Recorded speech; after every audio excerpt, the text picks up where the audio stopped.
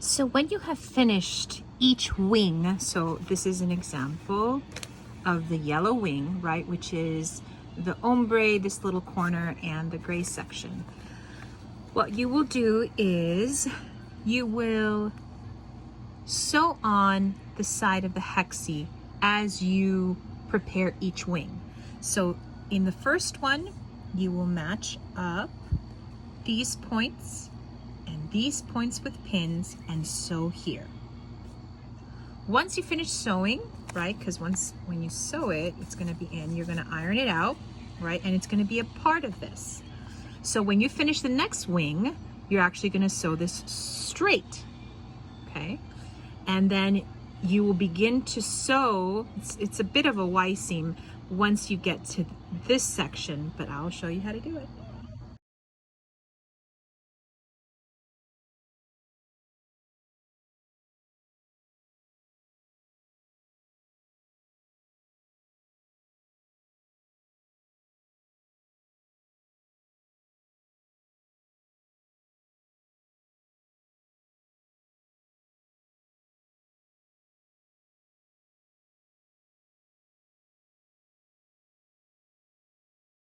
Here's another way to look at it from the back side.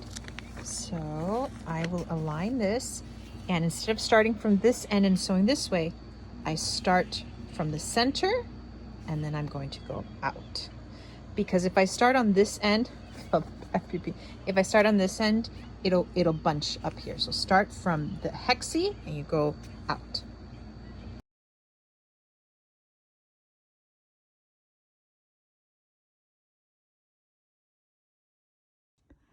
So in order to construct the Hexy Hug foundation paper piecing pattern with the intact hexie, the easiest way to do that is to construct all of the colors first. So that would be 3 pieces. That would be the gradient, the little block, and the background that accompanies each block. Once you have those all set, you're going to be sewing on the hexie one at a time.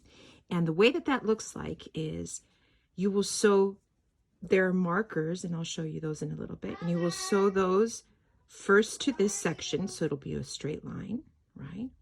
And then you flip this over, the hexie over, and it's okay if you bend this little part, no big deal. Then you'll sew this line, then you will bend the hexie over, sew that line, then you bend the hexie over, and all of this will get bent a little bit, and that's not a big problem. It's kind of like English paper piecing, right?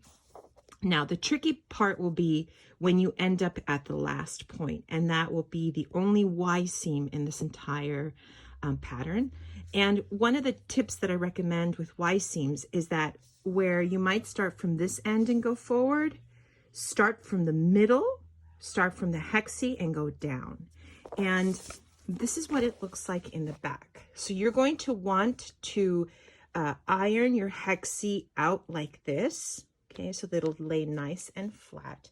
And you only want to sew, when you're sewing the hexie on, you only want to sew initially from here to here, okay?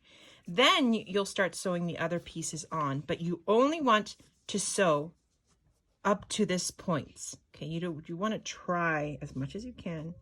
Well, these are kind of, yeah, so you'll see up to this point, it's solid. But then when you sew it onto the next one, then you do sew completely off, okay? And that's what it looks like from the back. And it's kind of like straight line sewing, except for the last Y seam. So for the last Y seam, you know, when you have it scrunched over like this, okay, you want to start here and go out. And you want to make sure to match up these little points. So there will be another kind of similar, you see that little dash? There's a similar dash on the pattern where it will indicate where to align the hex. So you stick a pin through there and stick a pin through there, and then you sew this line on, and then you sew these on as well, okay? So hopefully that's helpful. The only tricky part, again, will be the very last color you have to sew on. That will be a Y seam. And the way to do that is you start from the hexie. So you start from here and you go out, okay? To the piece that has already been sewn. So when you sew your last color onto the first color you sewed, right? You're going to have this section that's already sewn and the entire section that is not. So you will start from the middle and go out. Okay.